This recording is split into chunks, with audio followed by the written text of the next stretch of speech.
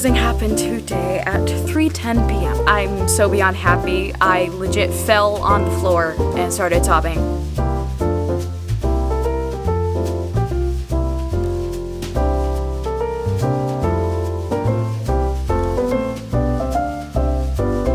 Christmas won't be Christmas without any presents, grumbled Joe.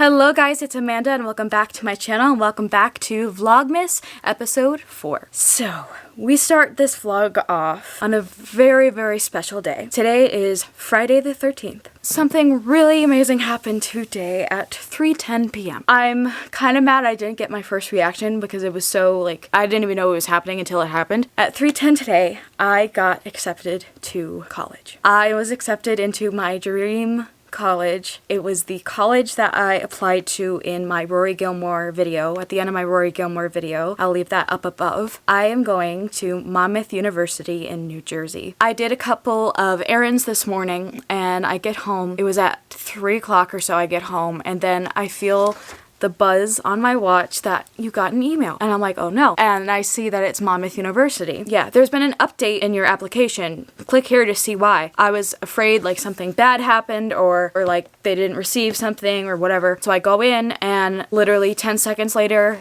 I get floating M's on my screen. I'll put a screenshot so you know what I'm talking about. It says, congratulations, you're accepted into Monmouth. Congratulations! It is my pleasure to inform you of your acceptance to Monmouth University as an undergraduate student for the fall 2025 semester. I'm wearing my sweatshirt that I got. I'm so beyond happy. I legit fell on the floor and started sobbing. As soon as I looked at my phone and I saw it, I was beyond happy. I'm over the moon. This is seriously a dream college for me and I'm going and I cannot believe it. So what a great way to start off Vlogmas episode 4. For the rest of the night, we're gonna just celebrate and I feel like I can finally relax, academically.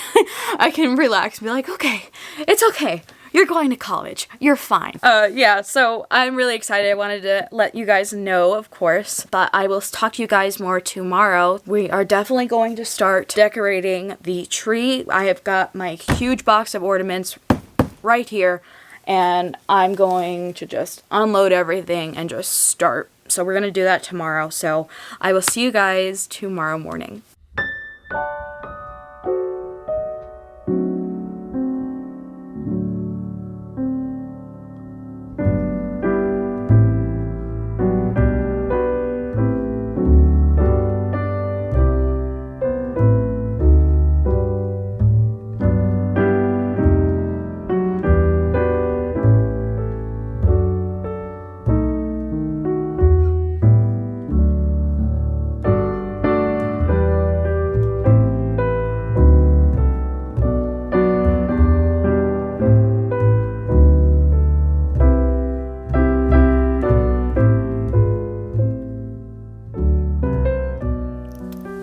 The next morning, hi, let me fix this.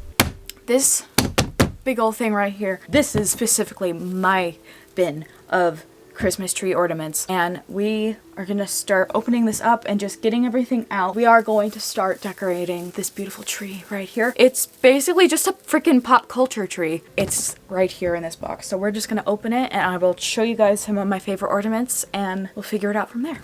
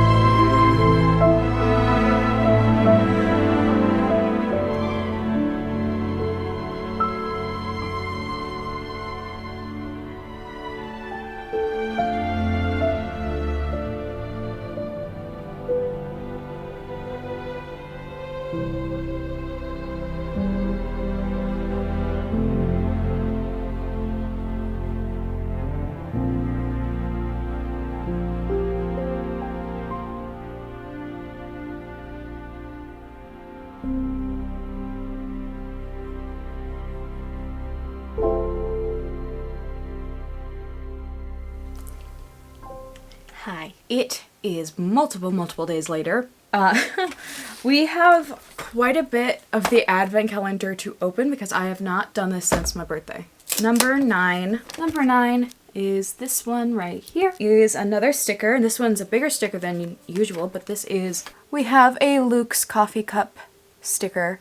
All right, number 10 is right here. Oh, this is so cute. Our gift tags, and one says, I'm the Lorelei to your Rory. I'm the Rory to your Lorelei. And then the middle one is life's short, talk fast. And that's another. Okay, number 11 right here. Oh my god! We have a friendship bracelet. Oh, and it says Gilmore Girls, but it's blue and it has the Gilmore Girls lettering. Friendship bracelet, that's so cute. Number 12 is right here with a pretty rose print on it. Aww. We have another sticker, and this one is the iconic I Smell Snow. Number 13 right here. 13. We have a tiny little magnet. I need coffee and an IV. It's our first magnet. 14 is a little yellow daisy. We have a tiny little magnetic bookmark, and it says, I live in 2 worlds. One is a world of books. So it's the magnetic kind where you just clip it on to whatever page you're on. Independence Inn. We have a keychain, a dragonfly in like room key. Number 7. That's so amazing. I love this. 16 is Chinese food takeout. We have a small post-it note. Life short, talk fast. That's really fun. Okay, and finally for today we have the 17th right there. 17 we have another pin, and this is the Life and Death Brigade in Omnia's Paratus. Honestly, that's one of my favorite episodes of the entire series, is the Life and Death Brigade one. So, we are all caught up with the advent calendar. So now, I think what I'm gonna do, it is about 6 o'clock at night, so I think I'm going to start wrapping presents. And honestly, I love wrapping presents. For some reason, like, it's so calming, and I just love having something to do with my hands. I don't know, I just love it. So I'm going to start wrapping some things. That's what I'm going to do. I will see you guys tomorrow.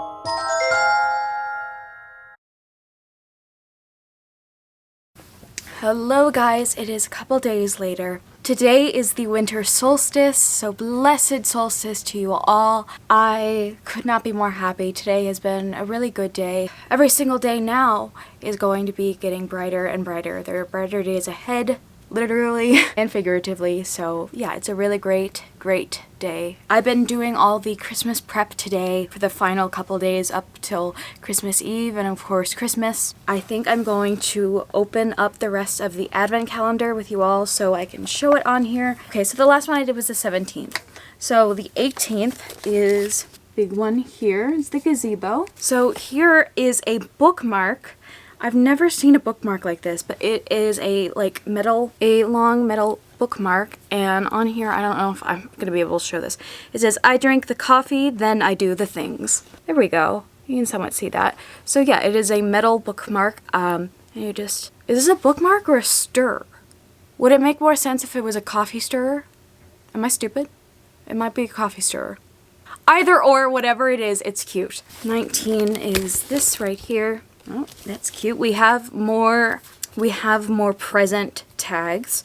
So we have 3 present tags here. So the first one is the Dragonfly Inn, then Stars Hollow sign, and then finally is Gilmore Girls logo. 20 is this one right here. I think this is just a little card and it says, I love you 1,000 yellow daisies. I love that. That's day 20. Now today is the 21st. Here is the Stars Hollow sign. This is a drink stencil.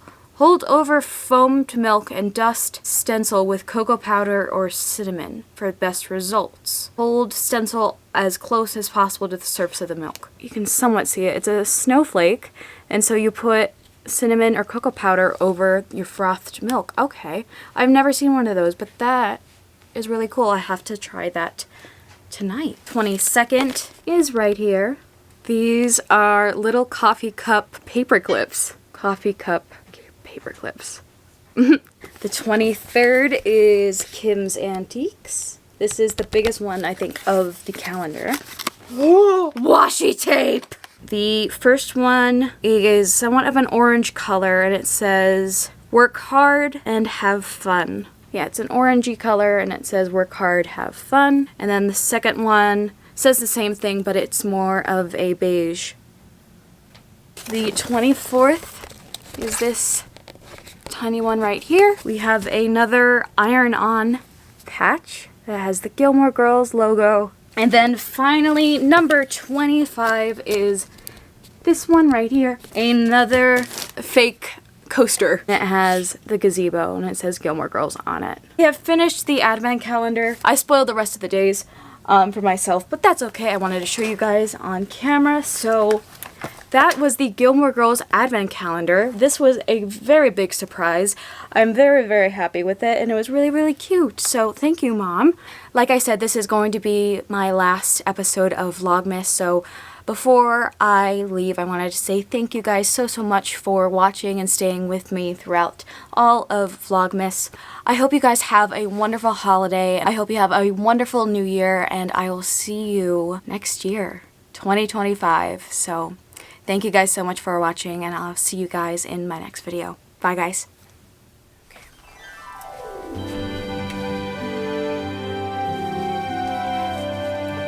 Go then, my little book, and show to all that entertain and be thee welcome shall. What thou dost keep close shut up in thy breast, and wish what thou dost show them choose to be blessed. To them for good may make them choose to be pilgrims better by far than thee or me. Tell them of mercy, she is one who early hath her pilgrimage begun. Ye let young damsels learn of her to prize the world which is to come, and so to be wise. For little tripping maids may follow God along the ways which saintly feet have trod.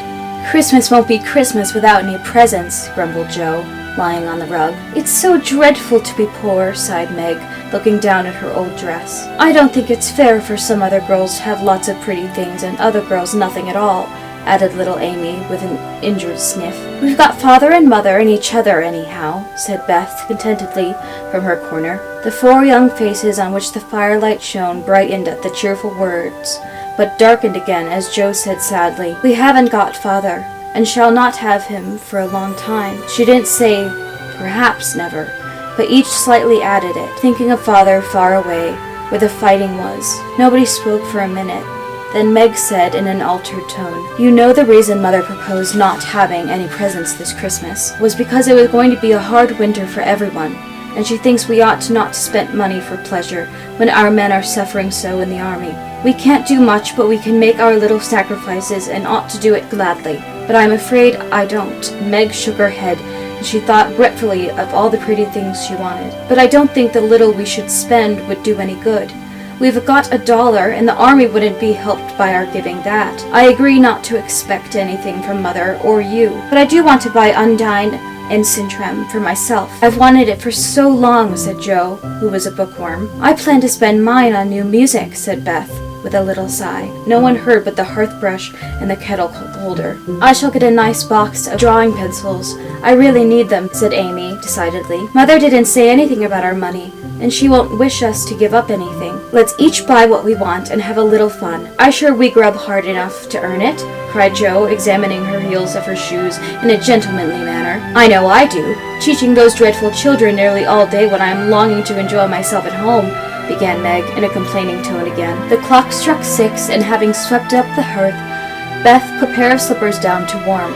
Somehow the sight of the old shoes had a good effect upon the girls, for Mother was coming, and everyone brightened to welcome her. Meg stopped lecturing and lit the lamp. Amy got out of the easy chair without being asked, and Joe forgot how tired she was, and she sat up to hold the slippers nearer to the blaze. They are quite worn out. Marmee must have a new pair. I thought I should get her some with my $1, said Beth. No, I shall, cried Amy. I'm the oldest, began Meg, but Joe cut in with a decided, I'm the man of the family now, Papa is away, and I shall provide the slippers, for he told me to take special care of Mother while he was gone. I'll tell you what we'll do, said Beth. Let's each get her something for Christmas, and not get anything for ourselves. That's like you, dear. What will we get? Exclaimed Joe. Everyone thought soberly for a minute. Then Meg announced, as if the idea was suggested by the sight of her own pretty hands, I shall give her a nice pair of gloves. Army shoes, best to be had, cried Joe. Some handkerchiefs, all hemmed, said Beth. I'll get a little bottle of cologne. She likes it, and it won't cost much, so I'll have some left to buy something for me, added Amy. How will we get these things? Asked Meg. Put 'em on the table and bring 'em in and see her open the bundles. Don't you remember how we used to do on our birthdays? Answered Joe. Let Marmee think we are getting things for ourselves, and then surprise her. We must go shopping tomorrow afternoon, Meg. There is lots to do about the play for Christmas night, said Joe, marching up and down with her hands behind her back and her nose in the air. Glad to find you so merry, my girls, said a cheery voice at the door, and actors and audience turned to welcome a stout motherly lady with a can-I-help-you look about her which was truly delightful. Well, dearies, how have you got on to today? There is so much to do getting the boxes ready to go tomorrow that I didn't come home to dinner. Has anyone called Beth? How is your cold, Meg? Joe, you look tired to death. Come and kiss me, baby. While making these maternal inquiries, Mrs. March got her wet things off, her hot slippers on, and sitting down in the easy chair, drew Amy to her lap, prepping to enjoy the happiest hour of her busy day. The girls flew about, trying to make things comfortable, each in her own way. Meg arranged the tea table. Joe brought wood and set chairs, dropping, overturning, and clattering everything she touched. Beth trotted to and fro between parlor and the kitchen, quiet and busy, while Amy gave directions to everyone as she sat with her hands folded. As they gathered around the table, Mrs. March said with a particularly happy face, I've got a treat for you after supper. A quick, bright smile went around like a streak of sunshine. Beth clapped her hands regardless of the hot biscuit she held, and Joe tossed up her napkin, crying, A letter! A letter! 3 cheers for Father! Yes, a nice long letter. He is well and thinks he shall get through the cold season better than we feared. He sends all sorts of loving wishes for Christmas and a special message to you girls, said Mrs. March, patting her pocket as if she got a treasure there. They all drew to the fire, Mother in the big chair with Beth at her feet, Meg and Amy perched on either arm of the chair, and Joe leaning on the back, where no one would see any sign of emotion if the letter should happen to be touching. Very few letters were written in those hard times that were not touching, especially those with fathers sent home. In this one, little was said of the hardships endured, the dangers faced, or the homesickness conquered. It was a cheerful, hopeful letter full of lively descriptions of camp life, marches, and military news. And only at the end did the writer's heart overflow with fatherly love and longing for the little girls at home. Give them all my dear love and a kiss. Tell them I think of them by day, pray for them by night. Find my best comfort in their affection at all times. The year seems very long to wait before I see them, but I'll remind them that while we wait, we may all work, so that these hard days need not be wasted. I know they will remember, as I said to them, that they will be loving children to you, will do their duty faithfully, fight their bosom enemies bravely, and conquer themselves so beautifully that when I come back to them, I may be fonder and prouder than ever of my little women.